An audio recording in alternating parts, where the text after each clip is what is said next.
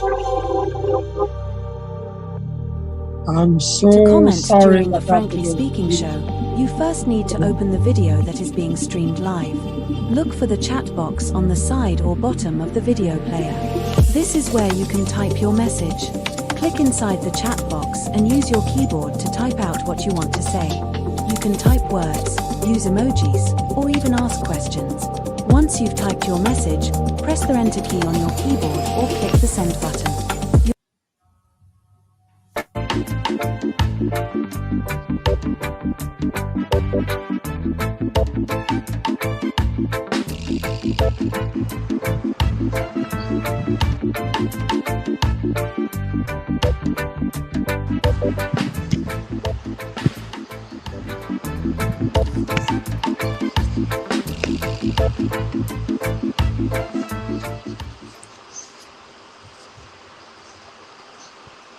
It's more than statistics.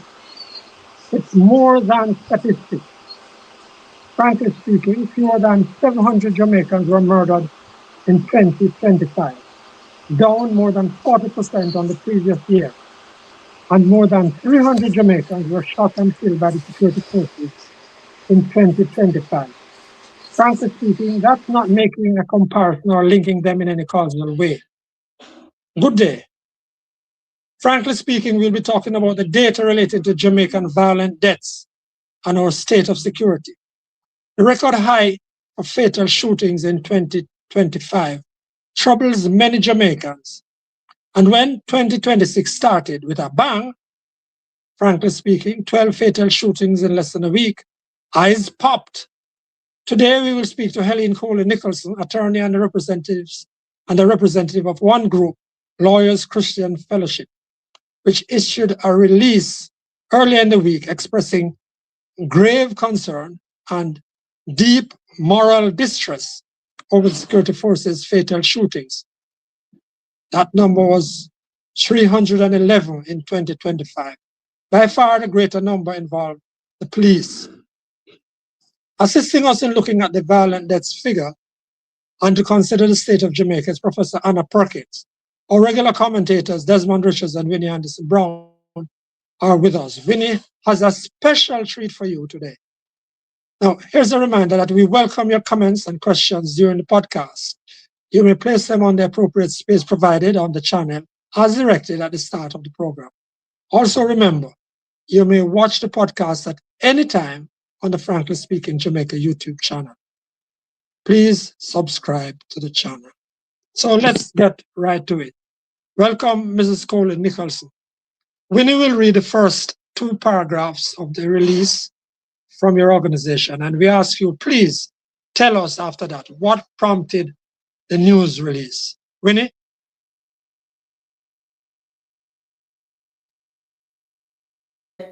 LCF expresses grave concern and deep moral distress at reports of fatal shootings by members of the security forces at the start of this year, as well as the disturbing pattern of such killings that marked the past year. May I stop there?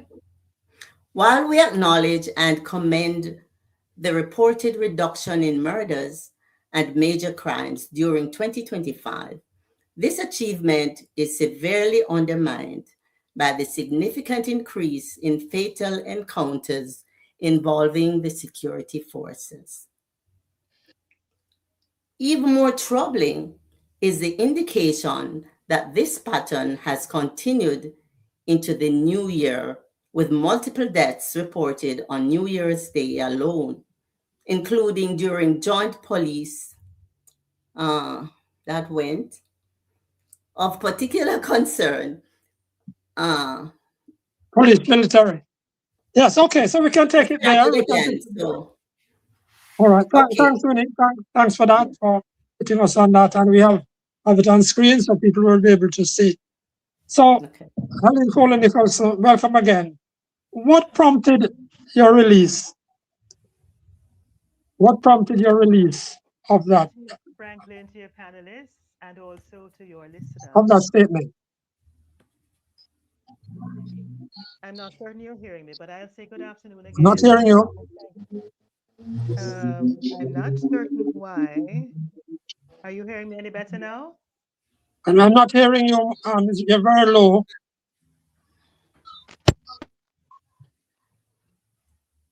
I don't know why I'm hearing her. I'm hearing too. Okay, She's go ahead then. I'm not hearing what my colleagues are.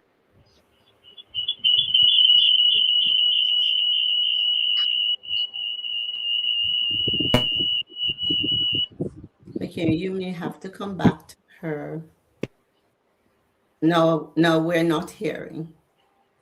No, I am not hearing, I should say. I don't know if anyone else is. She's not talking now.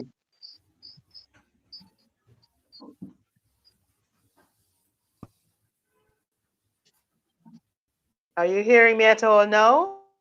Yes. Yes. Yes. Go ahead. Yeah. Go ahead, please.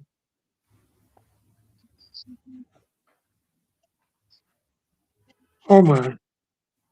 Go ahead, please, Mrs. Nichols.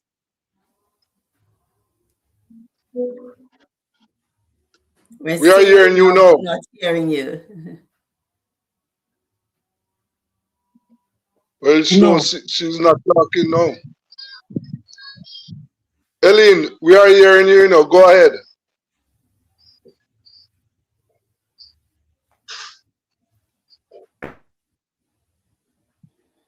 No. All right. Let's see if Joshua can work that out. Not sure why we're not hearing her. We were hearing her when we prepped up to the program. Really, apologies to all our viewers and listeners. We're just not hearing her. We're just not hearing her at the moment or picking her up. I'm so sorry about that. That statement from the lawyers Christian Fellowship, Professor Perkins. Good afternoon, everybody. Can you hear me? How did that? Yes, we can hear you. Did you see that? Were you aware of that statement earlier in the week? I was not aware of it at all, and wasn't able to see it because of the technical difficulties at the beginning.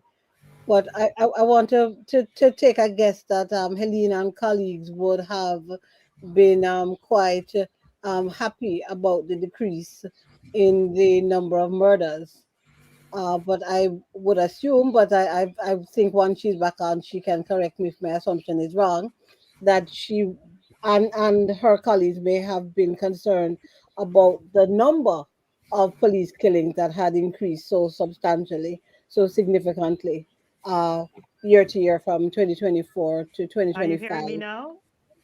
Yes, go ahead, Helene. Please go ahead. Wonderful. Yes. So that I'm not sure what preamble was going on just now, but I did hear the first question, but you couldn't hear me. So what prompted it? Factually, this is what prompted it. I'm a member of the Lawyers Christian Fellowship. We were literally in a prayer meeting on a Saturday morning, and one particular member said, "This is troubling." And we had a discussion about it. And out of that, we decided, no, we have to say something because, like many, many Jamaicans, we have been watching the trend and we have been concerned not just at the high numbers of fatalities in these violent confrontations with the police, but also the apparent silence with which the climbing numbers was met, and further, the fact that INDICOM over a number of years has been asking many questions, which have also been met with silence. And so cumulatively, we thought that there is in fact a question about, which is a live question about the trust that we can repose in such a very, very important institution, such as the Jamaica Constabulary Force. 2026, as you said, Franklin, started with a bang, and it was not a good thing. Okay. I'm not sure the others were hearing her well. I was not hearing Helene well. But you can go ahead.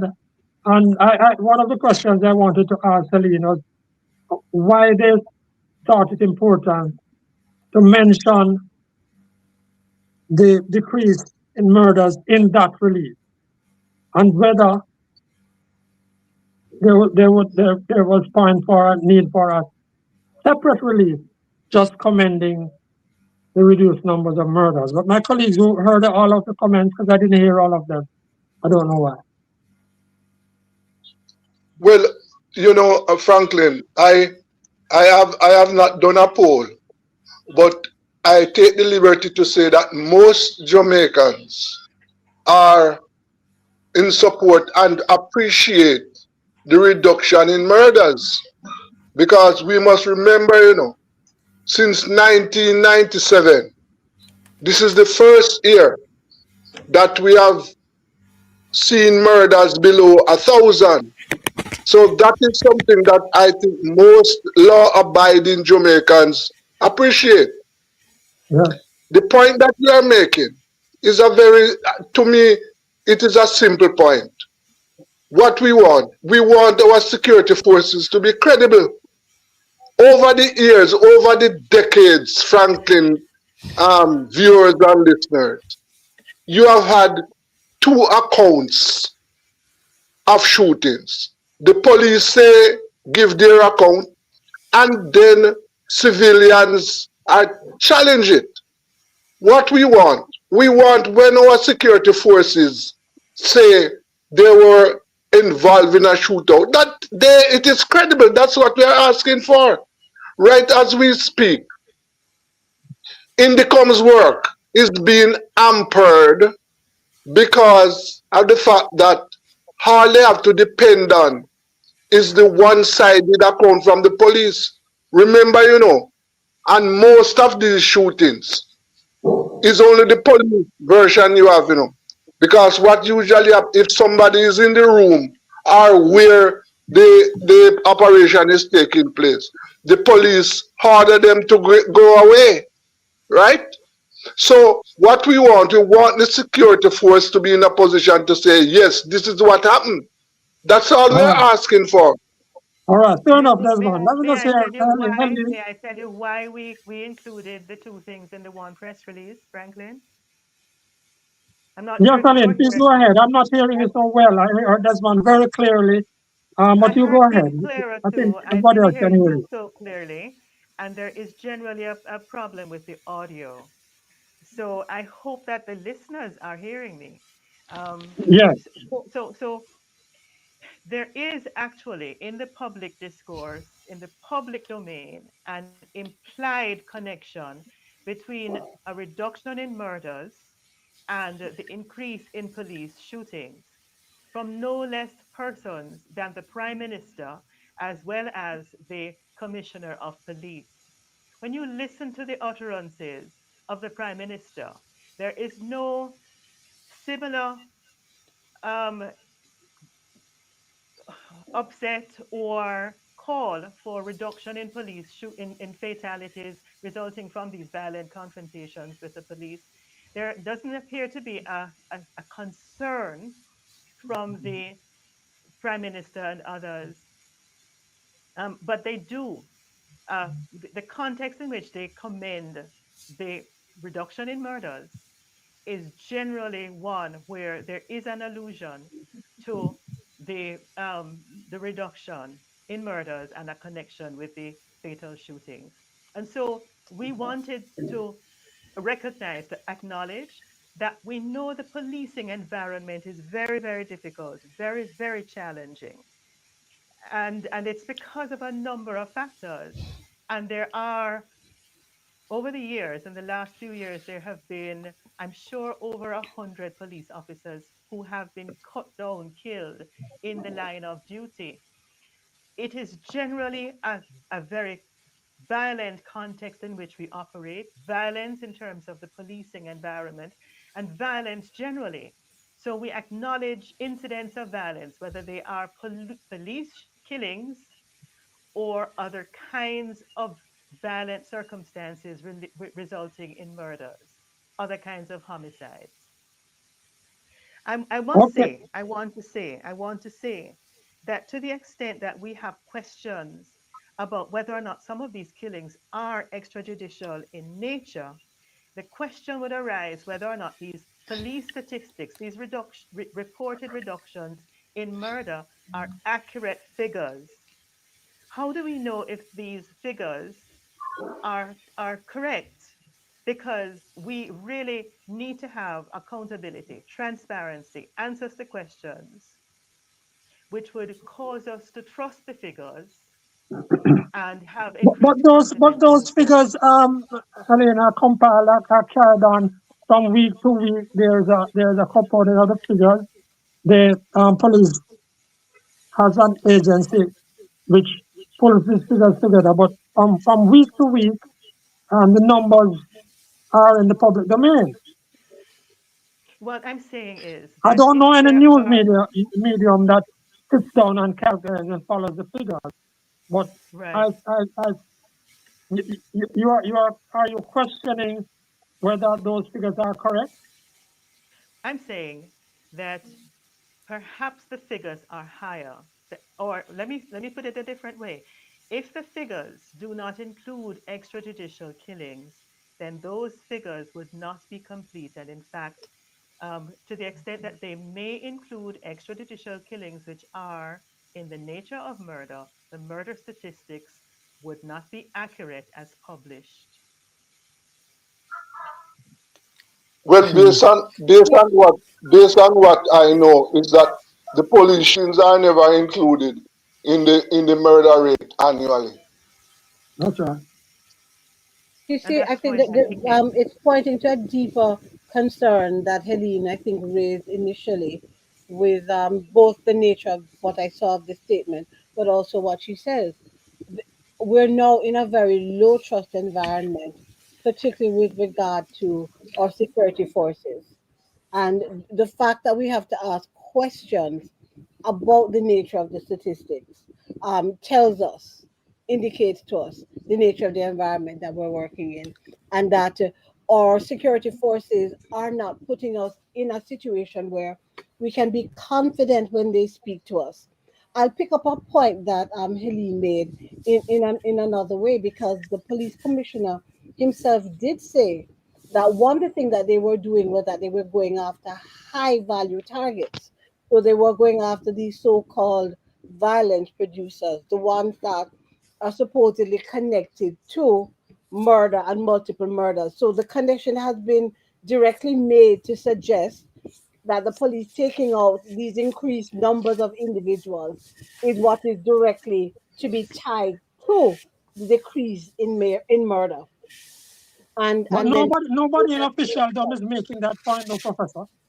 the police commissioner, he has said several things have fed into the reduced numbers of murders. So they talk about Yeah. increased intelligence, their use of technology, better use of increased use of technology. We can go down the road in that regard, because the concern with the body worn camera still remains. He also talked about the fact that they have more boots on the ground, and another factor that I've seen that he has suggested is them going after these high value targets, the ones that seem to be the violent producers, the ones that could perhaps be tied to the multiple murders that have lessened because these men more likely than that have been taken out. And I have a problem with that as well, because to make that connection and to make that suggestion without giving us any kind of proof, there's no way we're going to be able to find out, because these men have been killed, or these allegations have been made against people who can't defend themselves. So the question of transparency and accountability and all of that continues to remain in what is increasingly a low trust environment. And I think that's Professor, I want to ask you and Helene along those same lines. Doesn't the fact the existence of Indicom, which by the way said last week it was alarmed at the increased number for the start of the year, or the numbers for the start, doesn't the existence, Helene, of Indicom act as a sort of fetter? The fact that it is there to make the investigation, aren't you give me some level of satisfaction that that is there to restrain police. But INDICOM itself has been asking questions. INDICOM, for example, has pointed to what it perceives to be a two-tier system of investigating scenes of crime in which there have been killings. INDICOM has said that it has, through its investigations and the information that has come to it, as well as evidence that they have unearthed, that the handling of bodies, for example, the processing of scenes of crime, where there have been the police shootings, is different from other homicide scenes. That, you know, and we see the images circulating sometimes on social media where bodies are simply lifted from where they fell and thrown into the back of vehicles, where weapons, ammunition are handled and contaminated by the transfer of DNA. In fact, one of the things that has been a feature of the whole situation, which itself has caused us to question the integrity of investigations, is the fact that only very, very few investigations lead to charges.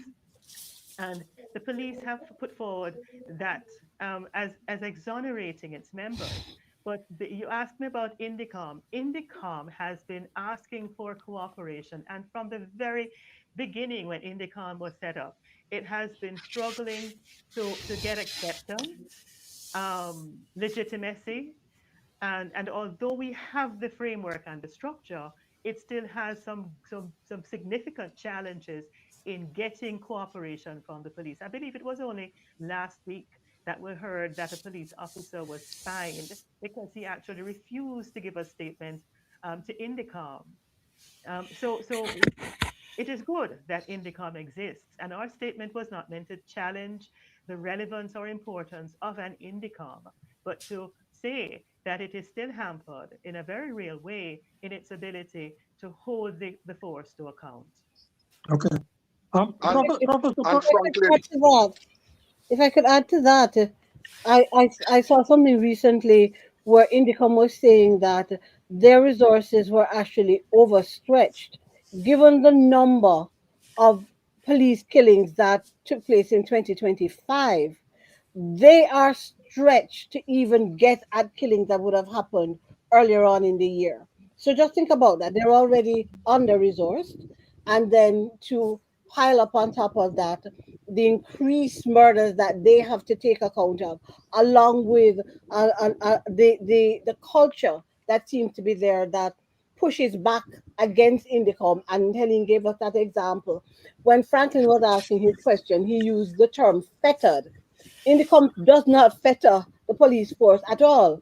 INDICOM is there about accountability. INDICOM is there to ensure that the police who are doing their work are protected, and that they can do what they do transparently, but also in a fashion that's accountable. And we saw when INDICOM came in that there was an initial effect of reducing the numbers of what seemed like extrajudicial police killings, or just the number of police killings to begin with. But we're recognizing now that their reach, their effect has certainly been significantly lessened. And we have to ask questions about that as well. Desmond, you're making a comment. The other thing that is present right now, the fact that there is no independent source, that only the police version is available to INDICOM. What exists right now is that the possibility. Desmond, individuals can make their position available, Yes. and INDICOM beg them to do so. What did you say? The case. It's I'm not just saying that individuals, persons who claim to have seen what happened, INDICOM relies on the public to come to them with information that they have. Because that's a big point that INDICOM makes. The point I am making is this: that on most occasions, only the police is the only witness to these killings, because the other witness is dead, and dead man tells no tales. So the opportunity exists for scenes of crimes and the whole process to be doctored by the police before Indicom gets there. And when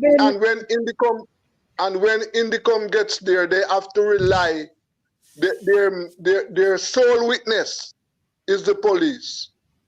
If they were wearing body cams would present to Indicom evidence that they could use as part of their investigations. But if I could jump in there, though, Desmond, one of the things that Indicom has said is that camera footage is oftentimes made available to them.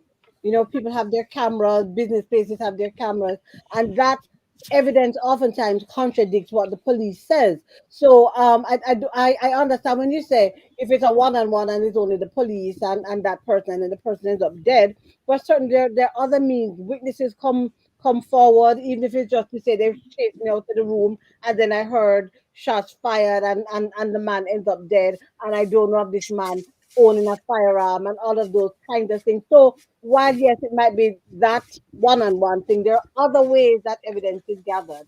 And in the comment, what we want. I just want to what want we to want.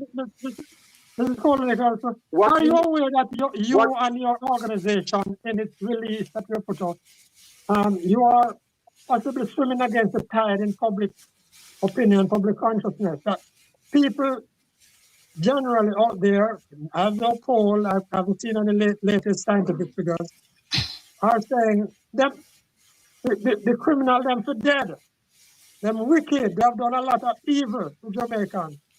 And if this is how our numbers are going to come down, murder numbers, we are okay. Are you aware that you might be swimming against the tide and does that matter? I am aware. In fact, I appeared on a radio program during drive time last week, and I was seeing some of the comments. It was streamed on YouTube, and I was seeing some of the comments, not all of them. My colleague saw more than I did, and she described the comments as brutal.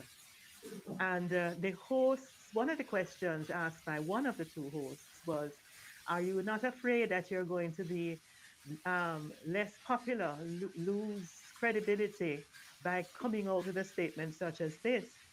My response then and my response now is that I told you we raised the alarm during a prayer meeting, and we are Christian lawyers, and we are guided by biblical principles, and we answer to a higher authority, and we are made in the likeness and image of God. That is where we get our sense of value for human life and the fact that every life has dignity. And the way in which it is taken is very, very important because we recognize, appreciate that life is sacred. And so we account and are aware of the higher value. And that is far more important to us than what our Jamaicans, because I think it is the majority of Jamaicans who have lulled themselves into a false sense of security, not recognizing that once you have a crisis of legitimacy when it comes to the trustworthiness or the confidence you have in the police force that they will act according to law, yes, then you are really entering a situation where there's a difficulty distinguishing between the lawful and the unlawful, the criminals and persons who act with criminal intent or against the law who are dressed in police uniform. Desmond, before we take a comment and before we take a comment and Desmond, I'd love you to comment first and then Professor. What do you think is responsible for Jamaicans, for so many organizations not saying anything about the levels of fatal shooting? So many organizations in Jamaica just shutting up. Desmond? Or Desmond not there right now? Professor? Okay. But when you say so many organizations, what are you speaking about in particular? Jamaicans for Justice has come out, Lawyers Christian Fellowship, Advocates Network, the one by Maria Carla Galata. I mean, there's several of us that have concerns, several The civil Jamaican Bar society groups. Association has also Yeah, joined they've come out. Sorry to just butt in, if you don't mind. I just wanted to not at add all. that we've Champions of industry. the Jamaican Bar Association has endorsed the press release and circulated it to all the members of Yes, the Jamaican I think I Bar. heard that the Bar Association has supported your position. But Champions of Industry, Professor, PSOJ, JMEA, Small Business Association, I all can't of speak these are for they vested haven't. interest groups. And what I can say is that I haven't seen a statement or so on that has come out from them.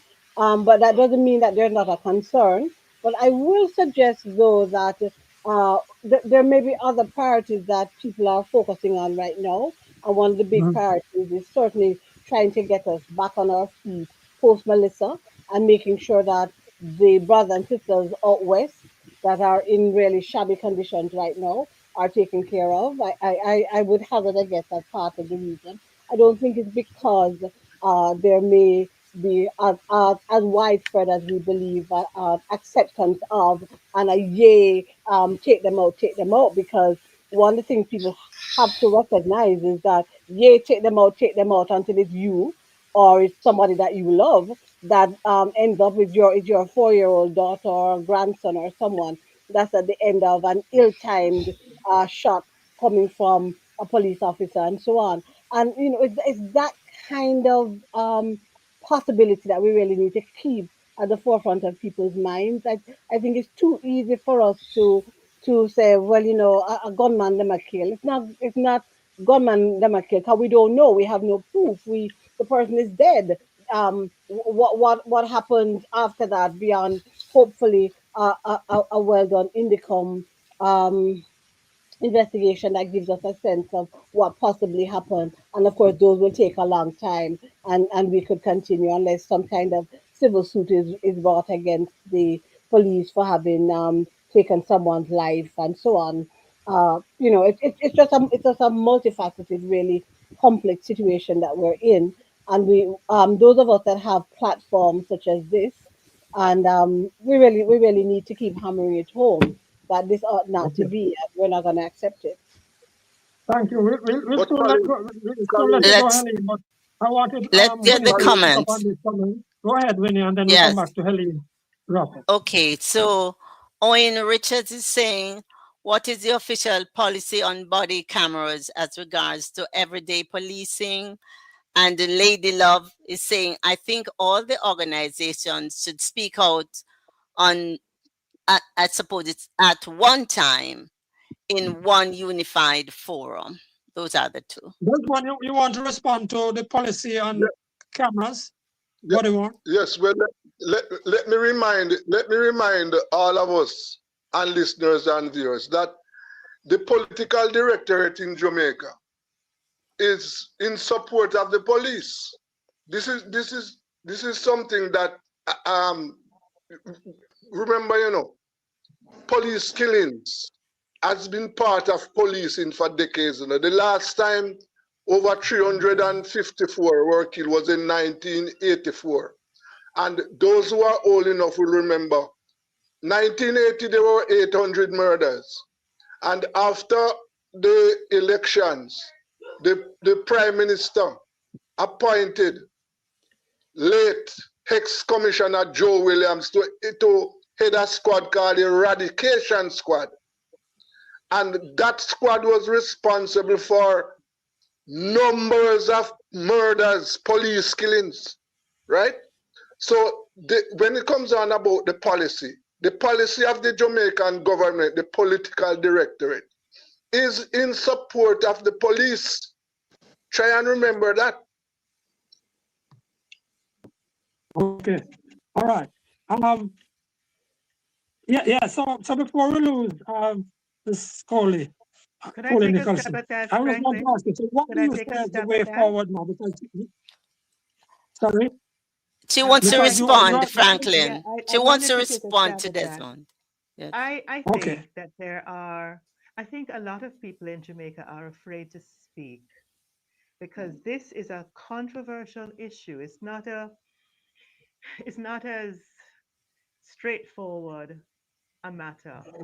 We are living in a country in which the history is one where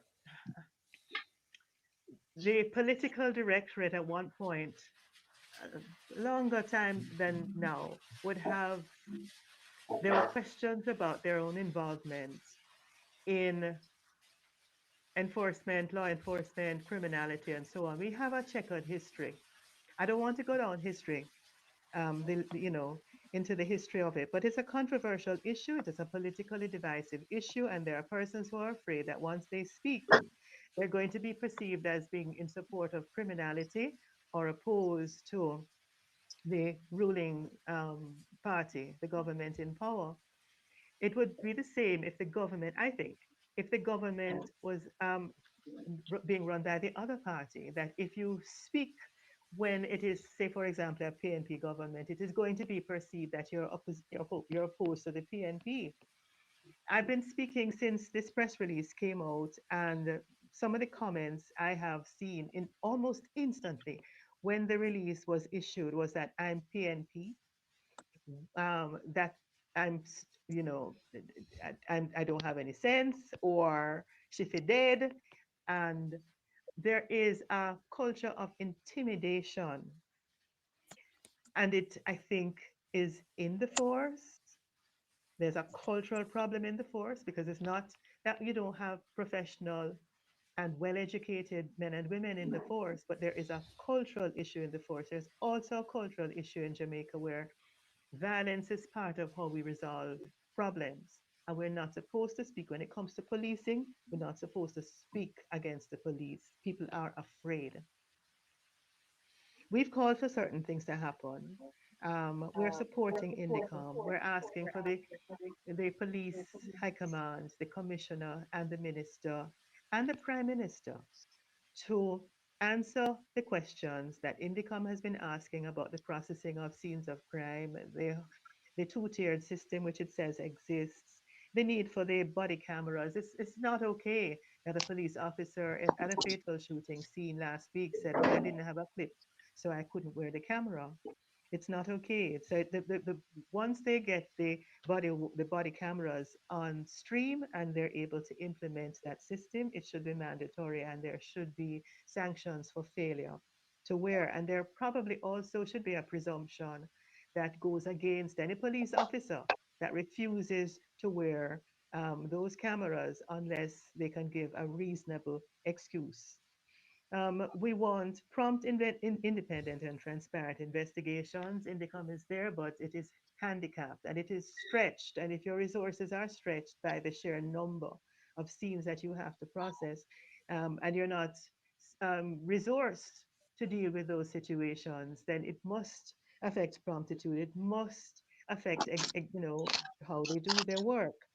Um, there are lots of questions about accountability, about retraining, and about effective oversight. And all of these questions arise because of the sheer numbers. Back in, I think it was 2019, the number of police shootings that year was 86, and it has climbed, and it has been exponentially increased in the first few years of 2026.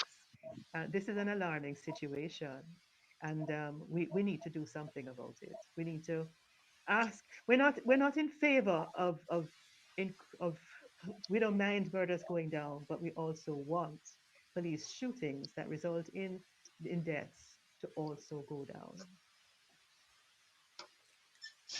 If I may, Franklin, before this is over, my challenge with all of this is that the murder rate, the numbers are not disaggregated.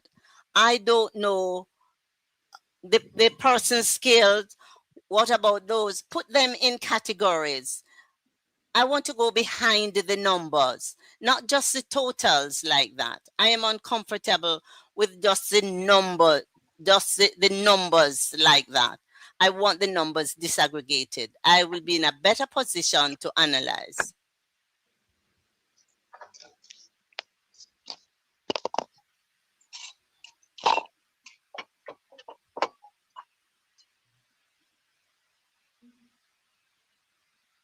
I'm not hearing you now, Franklin. I don't know if you know what this. I'm not sure what's happening.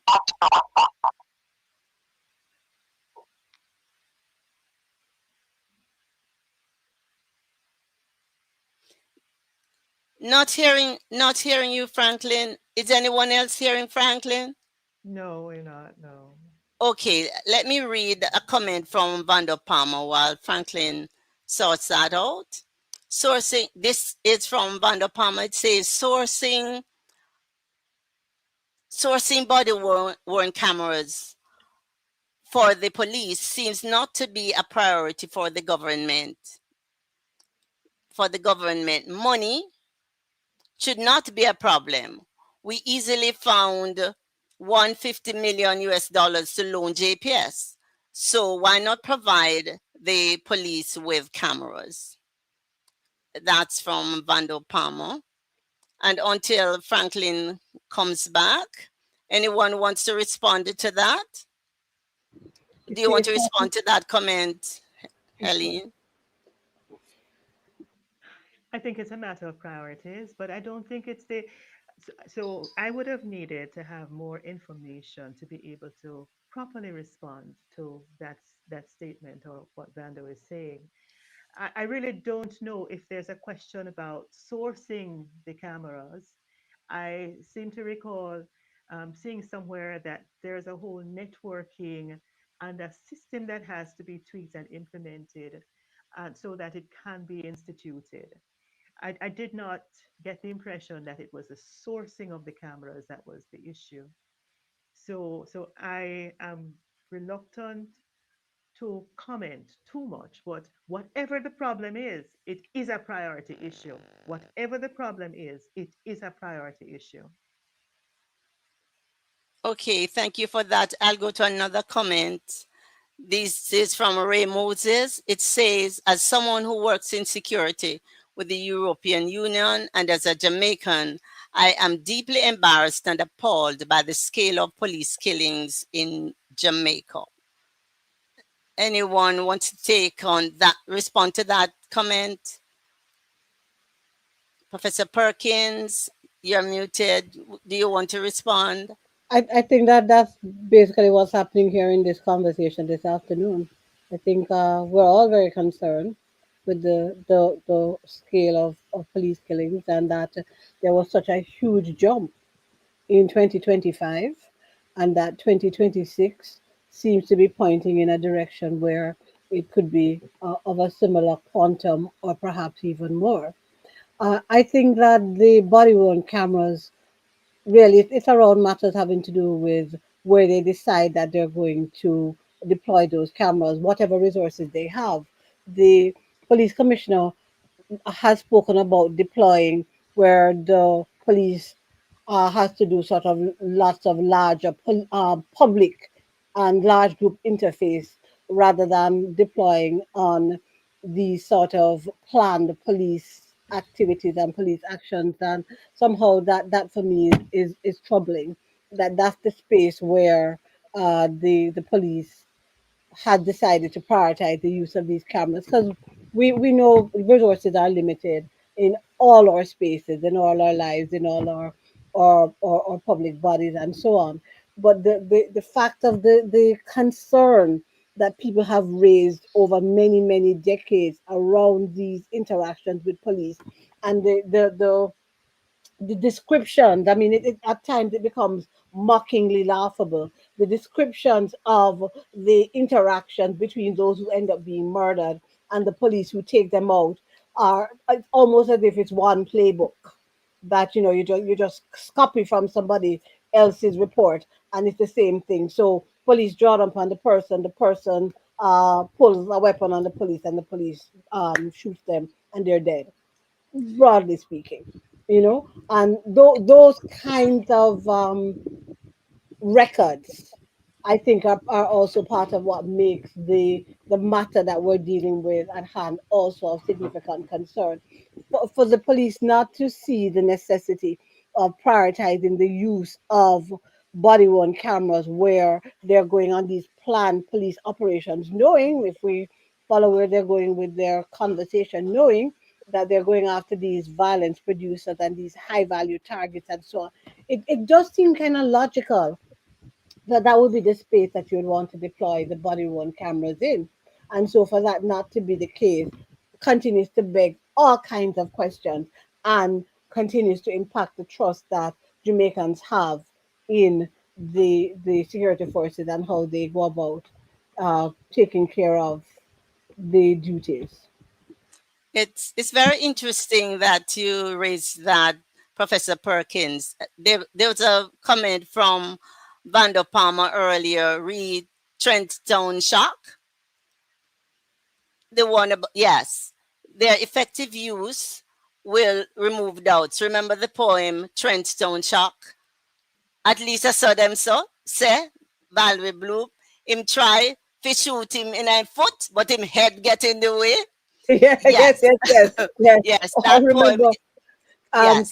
Camilla's very satirical piece about what happens in with criminals escaping in nearby bushes. It becomes Yes. so such a standard vocabulary and a standard way of describing the interactions that we can't but be sort of ironic and satirical in treating with it and putting it forward, Yes. Is Franklin back?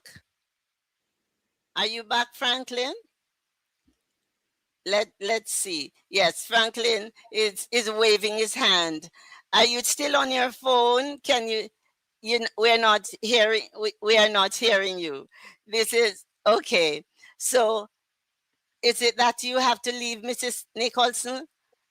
Is it that you have to I leave? wanted I can Yeah, stay so with you, please. and I wanted to Okay, introduce something else into the conversation. I sure. find the comments that your listeners and viewers are making very instructive, because on a different platform with different hosts, the comments were consistent with views expressed by the hosts. And the hosts basically was saying, well, we're just not used to having the murder figures go down so much, and we're in a state of disbelief. And they quoted a particular professor at the university who said, well, when you have higher intelligence in other places, in other countries, you should expect to have higher numbers of police killings. And so they framed the discussion in a way that caused a knock on effect. And the listeners were almost diametrically opposed in their comments to the comments being made by your own listeners.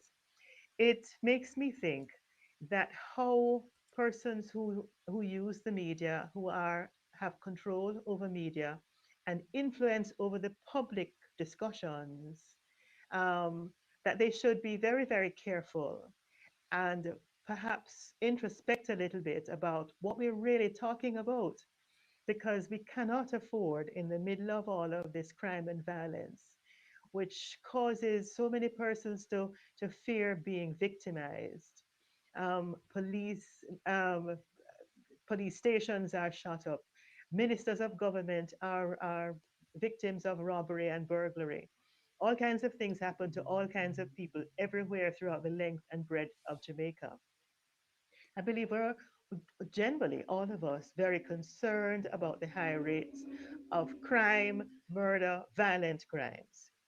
But at the same time, we can't afford to have our constabulary force become compromised to the extent that there is no trust, because the constabulary force will only exist as the constabulary force, an institution of the state, if it maintains its legitimacy. So, this conversation really is about how do you establish, maintain legitimacy and integrity of the organization, And it's not just the constabulary force. This concern and the principles would apply to all our institutions of government and governance, that we must safeguard and guard jealously the rules that would ensure that our policemen and women operate in accordance with law and are not given tacitly or otherwise permission to act contrary to the law and to the rules, because then, as I said before, there'll be very little to distinguish between the legal and the illegal users of firearms. Thank you very much. Professor Perkins, your final words? I want to say ditto to Helene's points. I think that we have to work very hard to rebuild trust that has been broken. I think we have to also work very hard to change the culture and the mindset of too many of us Jamaicans that is okay when violence happens out there and it's not impacting us, not impacting our loved ones, and that the lives of those who are perceived or alleged to be criminals is less valuable than our lives, who those of us who claim to be not criminal, you know. So I think there are multiple spaces within which we need to contemplate and to act. I take Helene's point around matters having to do with fear. In other spaces, we don't agree on just about everything, but certainly in other spaces, similarly, the conversation oftentimes is around attack, and the comments are just atrocious. So in a way, it is nice to be in a space where you can have a conversation. You're not 100% on the same page, but people can engage and want to improve, and that things can be done differently and better, you know, and that you don't have to be attacking and be disrespectful just because there's no agreement. So thank you. Calling for that. Thank you so much. We're seekers of truth. Although we're frank, we're speakers of truth, seekers of truth. And at this time, thank you very much. At this point, I really want us to be able to have that digital treat that it was prepared by AI. So I want us to be able to get that. So what I will say is that if you don't like it, blame Winnie. If you love it, congratulate Franklin and Joshua. Joshua, please take it away.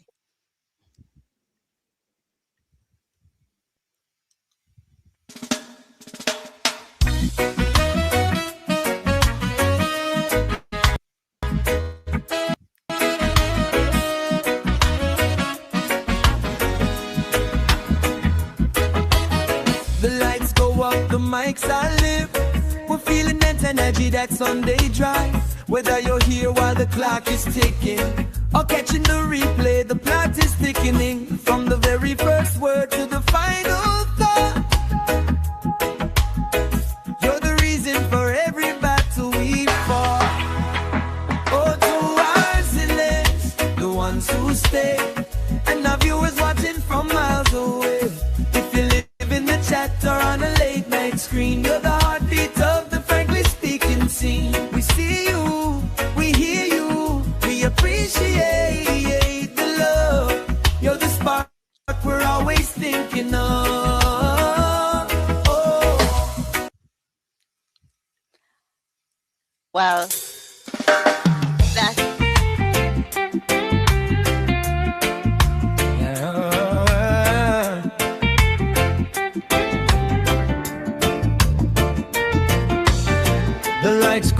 the mics are live. We're feeling that energy, that Sunday drive. Whether you're here while the clock is ticking or catching the replay, the plot is thickening. From the very first word to the final thought, you're the reason for every battle we fought. Oh, to our listeners, the ones who stay, and our viewers watching from miles away. If you live in the chat or on a late night screen, you're the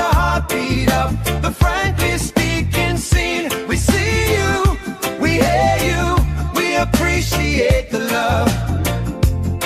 You're the spark we're always thinking of.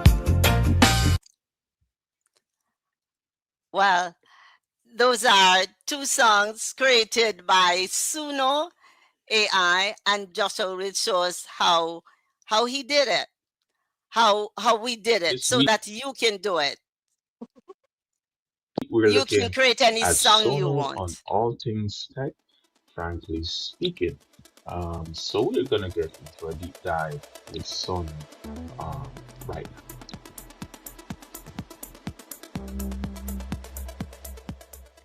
So my name is Joshua Black, and I will be the presenter for Sono today. And Sono is just basically a tool, an AI tool that we use to produce music. And today we're being challenged by Winnie to create a song for our viewers and listeners. So let's stay tuned. For Sono, I will be taking you through the step to how to get in the process, and stay tuned with us as I take you through the steps. So the first step is to go ahead and sign up with Sono. I've already signed up already. So what we'll require of you is to sign up with Sono, typing it into Google, the Google browser, any browser that you're using, sono.com, and then you will find a page like this that I'm looking at right now. So I'm already set up already. So I'm just gonna take you through the process. So the first step is that you will be at the home page, and I would tell you to go to create. The next step is to go to create. Once it is that you go to create, you will see at the top, you will see a simple. On default, it will be on simple, and you can load your song description in here, and you can add the audio if you have an audio clip. If You can add the lyrics right here, and you can also add the type of genre of music that you like. You can add it right here at the bottom. So what I would do is that I will go to custom, and then having that I've already prepared the lyrics with the help of Winnie, I will go over to Google Gemini, and then I would copy, and I would just go ahead and paste it into the custom lyrics field. After I've done that, I will just go ahead and I will add my music type, which would be reggae, upbeat. And after I have typed those in, I would just go to advanced, and I would just select the vocal gender of the music that we're going to be preparing for our listeners. And then this week, for this demonstration, I'll be selecting male. Um, I will leave these functions already tugged on, and I will not trouble these at this moment. And our song for our listeners, song title would be "Frank It Up," and to bring a little bit of spice. And then afterwards, I will just go ahead and create. But however, I've gone through the process already of selecting our song already. So this will be our finished product over here in our workspace. So that is the step-by-step procedure, or step-by-step in how you would go ahead and create a song on Sono. I hope you enjoy. If you have any question, remember to reach us right there in the chat, and we'll be able to respond.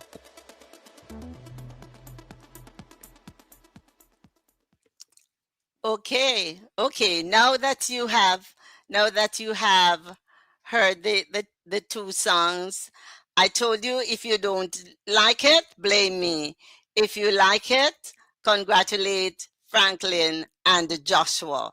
So in the chat, let us know if you like this song. Which do you like better? Our time is up. It's time to say thank you to Professor Perkins and Mrs. Coley Nicholson. Thanks to all our viewers and our listeners. Thanks to Desmond and Franklin. Pity he had to hop off. And thanks, of course, to Joshua Black. See you next time. Blessings, everyone.